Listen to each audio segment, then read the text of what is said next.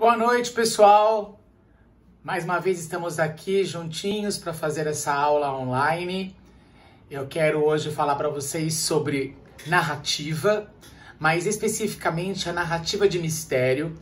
Nas aulas das semanas anteriores nós falamos sobre narrativas, mas nós falamos apenas dos elementos expostos na narrativa, né? Que são os tipos de narradores, primeira e terceira pessoa. Falamos também dos personagens, como eles devem ser apresentados, os protagonistas, antagonistas, planos e esféricos. Falamos do tempo psicológico e físico, do espaço psicológico e físico, né? E o enredo, que é a história em si.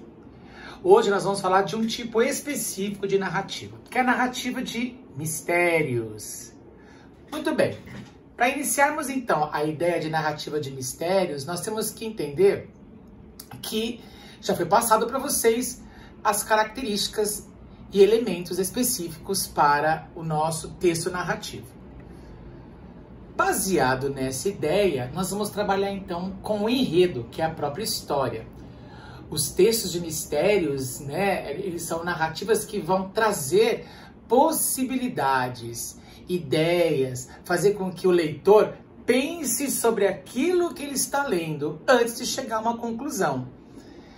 O autor, aquele que escreve, o sujeito produtor, ele precisa ter o cuidado de traçar caminhos que façam com que o leitor sinta-se aguçado em saber o final da história, mas também, de certa forma, curioso em saber o que é que vai acontecer, o que é que está acontecendo, onde vamos chegar com tudo isso. Né? Então, a principal característica desse tipo de narrativa são as hipóteses. E como diz aí no texto, hipótese é sinônimo de suposição. Nesse sentido, hipótese é uma afirmação categórica, uma suposição que tenta responder ao problema levantado no texto. É uma pré-solução para o problema levantado.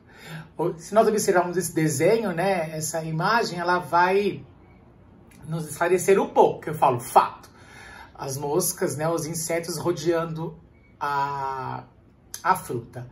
Possibilidade, a hipótese, é que eu terei frutas infectadas. Dedução, se eu cuidar, né, então eu vou para o teste. Muito bem.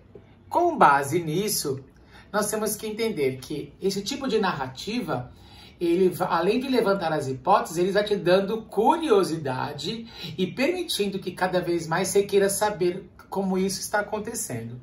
Nós temos muito disso na televisão, né? É muito comum encontrar na televisão filmes, séries que nos tratam esse tipo de tema, né? Esse tipo de situação narrativa. Como, por exemplo, Sherlock Holmes, CSI, Criminal Minds, Cold Case, Law and Order e uma série de outras séries que mexem com essa questão de há um fato e eu tenho que fazer levantamento de dados para chegar a uma solução. Então nós temos aí alguns exemplos bem práticos desse tipo de narrativa que hoje em dia é muito comum. E por conta disso, nós temos que entender as peças que são utilizadas dentro desse texto. Então, vocês têm que ter o cuidado de colocar situações, né, e detalhar essas ideias, trazendo possibilidades para o texto que vocês estão escrevendo. Dando pistas, mas sem deixar claro qual é o resultado final da sua história, certo? Então, com base nisso, e em tudo que nós estamos conversando, qual é a missão de vocês como sujeito produtores hoje?